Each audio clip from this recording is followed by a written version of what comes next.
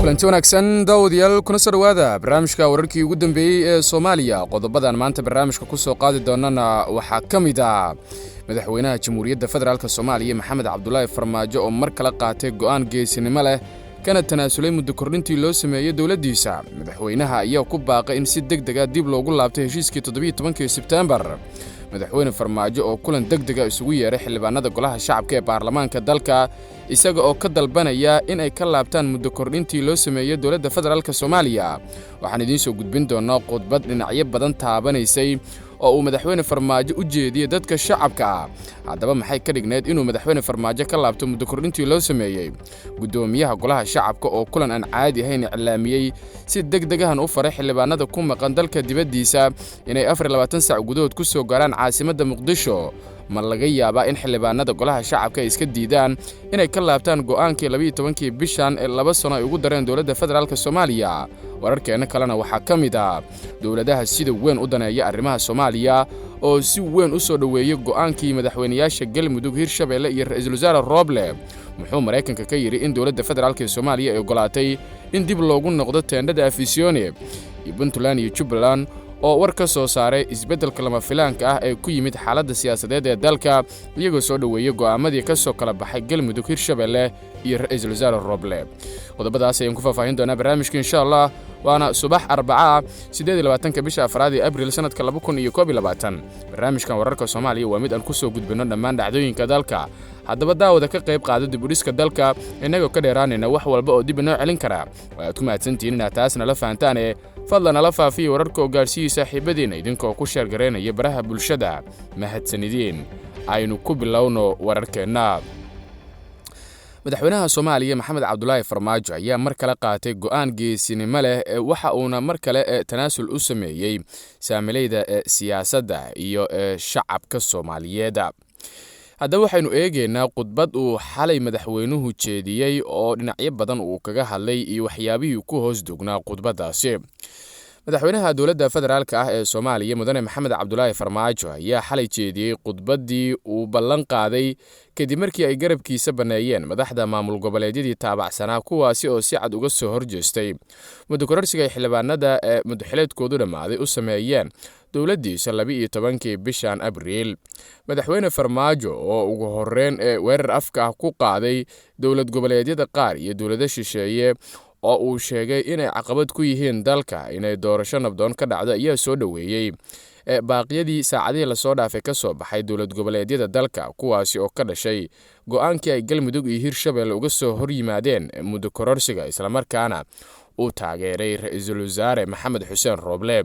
shacabka Soomaaliyeed waxa ay kala ogaanayaan caawa buu yiri madaxweynaha cidda ka shaqeynaysa inaysan doorasho dhicin dawladnimada la burburiyo iyo cidda u heelinaysa nabadda qarannimada iyo wadajirka ummadda Soomaaliyeed ayuu khudbadiisa ku yiri madaxweyne Farmaajo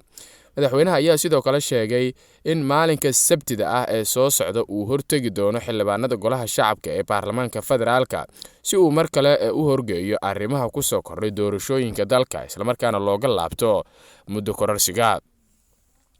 maadaama aan ahay buu yiri madaxweynaha ilaaliyaha dastuurka ayna waajib tahay in aan isu dheelitiro heshiiska siyaasadeed ee hore loo gaaray iyo sharcigii u dambeeyay ee golaha shacabku meel mariyay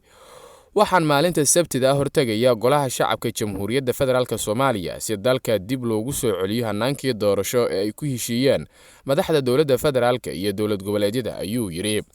sidoo kale madaxweyne Farmaajo ayaa saxiixayaasha heshiiskii 17 Sebtembar ugu baaqay inay isugu yimaadaan shir degdeg ah si loo saxiixo qodobada harsan iyadoo aan lagu xireynin wax shuruud ah si buu yiri loo guda galo hirgelinta doorasho la isla ogol yahay anagu ka dawlad ahaan waxaan diyaar u ahayn in la qabto doorasho aan shuruudi ku xirneen oo saldhigeedu yahay heshiisyadii hore loo gaaray ee 17 Sebtembar iyo talabixintii gudiyadii farsamada ay ku gaareen magaalada Baydhabo 16 February 2021 ayuu yiri madaxweyne Farmaajo ugu dambeyntii madaxweynaha ummadda Soomaaliyeed Maxamed Cabdullaahi Farmaajo ayaa ugu baaqay dhammaan dhinacyada Soomaaliyeed in la joojiyo wax kasta oo dalka u horseedi kara xasilooni darro isaga oo faray hay'adaha amniga inay xaliyaan xasiloonida amaba ilaaliyaan xasiloonida caasimadda iyo badqabka shacabka ee birmageedada ah lagana fogaado wax kasta oo dhalin kara khalkhal amni shacabka Soomaaliyeedna ay arintaasi ku garabsiiyaan ciidamada qalabka sida. madaxweyne farmaajo markii khudbadaasi uu jeediyey isla marhaantaana arrimo badan uu kaga hadlay ayaa waxa qoraal soo saaray gudoomiyaha golaha shacabka ee baarlamaanka federaalka ah ee Soomaaliya dhika la yiraahdo Maxamed Mursal Sheekh Cabdiraxmaan isaga oo xildhibaanada ku maqan dalka dibadiisa ugu baaqay in ay si degdeg ah dalka ku soo gaaraan oo 24 saac gudahood ay ku soo gaaraan caasimada dalka. waxa uuna sheegay in kulankan golaha shacabka uu yahay kulan aan caadi ahayn isla marhaantaana lagu samata bixinayo dalka sida lagu shaaciyay qoraalka ka soo baxay gudoonka golaha shacabka. gudoomiyaha golaha shacabka ee baarlamaanka federaalka ah ee Soomaaliya mudane Maxamed Mursal Sheekh Cabdiraxmaan ayaa iclaamiyay fadhi gaar ah oo aan caadi ahayn oo maalinta Sabtida ah ay yeelanayaan xildhibaanada golaha shacabka ee baarlamaanka federaalka ah ee Soomaaliya. fadhigan aan caadi ahayn ayaa waxa golaha shacabka uu kula hadlayaa ama uu ka hor imaanaya madaxweynaha dalka Maxamed Cabdullaahi Farmaajo si uu ugu sheego in dib loogu noqonayo heshiiskii doorashada ee 17 Sebtembar isla markaana looga laabto muddo kororsiga 2 sano ah ee loo sameeyay dowladda federaalka kaasi oo dhaliyay xiisad colaadeed. xildhibaanada dalka dibadiisa ku sugan iyo kuwa gobolada ku maqan ayaa la faray inay si degdeg ah ugu soo loqdaan Muqdisho si ay u soo xaadiraan fadhigan aan caadiga ahayn ee maalinta Sabtida ah ee dhacaya. qoraalkan ayaa waxa ku saxiixnaa gudoomiyaha golaha shacabka ee baarlamaanka federaalka ah ee Soomaaliya mudane Maxamed Mursal Sheekh Cabdiraxmaan oo isagu sheegay in golaha shacabka ay yeelanayaan kulan aan caadi ahayn. xildhibaanada qaar oo ka hor inta xaaladdu ay isbedelin ee warbaahinta la hadlay waxay sheegeen in madaxweyne Farmaajo haddii uu ku gorgortamo muddo kordhintii loo sameeyay dowladdiisa ay isaga xilka ka qaadayaan. xildhibaanadaasi waxaa ka mid ahaa